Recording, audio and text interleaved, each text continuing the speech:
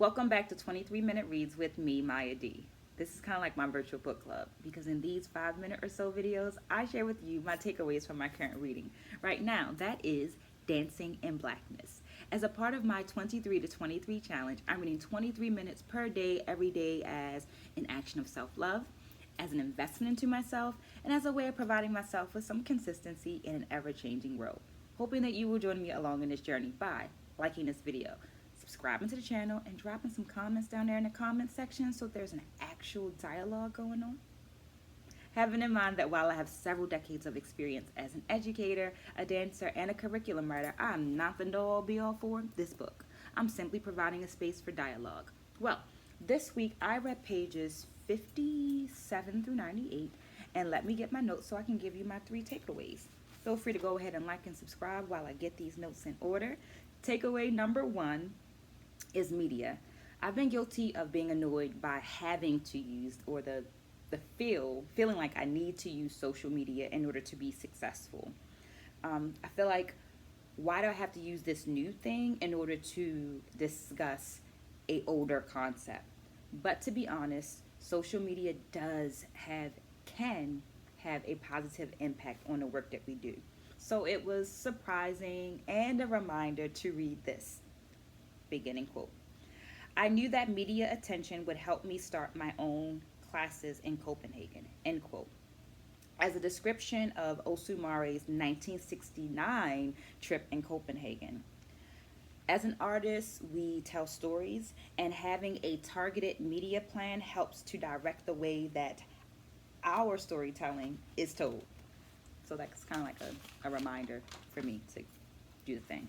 Okay, so takeaway number 2. I'm going to say this term, but please drop it in the comments. I feel like I could use some support in pronouncing this. So if you could do that, if you could help me out in the comments below, it would be great. Balettakadamein is takeaway number 2. The Stockholm Academy was started in the 1950s by Austrian Jew Leah Schubert. This egalitarian ran space offered equal focus on the dance techniques offered and offered classes to students of all ages at every level, from beginner to professional. This space was Schubert's response to the oppression and the marginalization that she experienced. The Academy became not only a space for Osumare to study Graham and Dunham techniques, but also her first professional paid position at an established dance school. And an experience that provides her with a brief but endearing letter of recommendation when she returns to the United States and is looking to continue her work as a professional dancer. Which kind of leads me into takeaway number 3. Takeaway number 3 is Dunham Variations. As both an educator and an artist, I continually ask and question my impact and the legacy that I'm leaving behind. Here's a quote from that same section, Jazz Ballet and Dunham Technique in Sweden. It was no coincidence that the majority of Black dancers introducing jazz ballet to Scandinavia were former Dunham dancers. Therefore, the form of modern dance spread in Sweden was actually variations on the Dunham technique, end quote. After Dunham's company tours parts of Europe, some of the members stayed or returned to Europe to teach, which means that the Black jazz dance that was being studied during that time was a part of Dunham's legacy and an extension of Dunham's work. This makes sense when we remember that a part of Dunham's philosophy, to my understanding, is to increase the value that was placed on vernacular dances, and may have been just as intentional as the Scandinavian use of the term jazz ballet as a conglomeration of dance styles by expatriate Black dance artists. I don't know.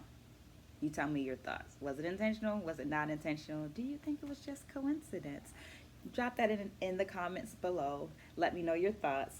Thank you for staying to the end of this video. If you found this video informative, insightful, interesting, or you just liked it, then go ahead and like it. Remember to share, to comment, and subscribe. Stay blessed, spread a good word, and I'll see you next week. Okay, so I'm coming back because I kind of fumbled that quote from takeaway number 3, and I wanted to read it directly from the book. The quote reads: "It was no coincidence that the majority of black dancers introducing jazz ballet to Scandinavia were former Dunham dancers.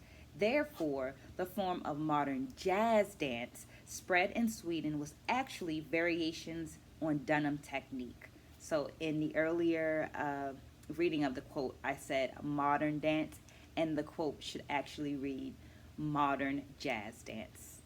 Can't wait to see you soon.